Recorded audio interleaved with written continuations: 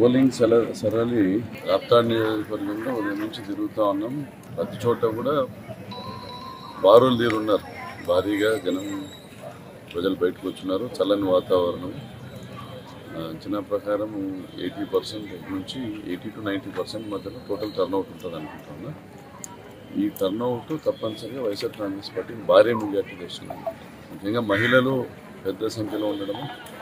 రాప్తాడ్ నియోజకవర్గంలో దాదాపుగా 60 నుంచి 65% మహిళలు వైఎస్ఆర్ కాంగ్రెస్ పార్టీ వైపు ఉన్నారనేసి గతంలో అనేక సర్వేలు పేర్కొన్నారు. తప్పనిసరిగా మంచి మెజార్టీతో గెలవబోతున్నారు.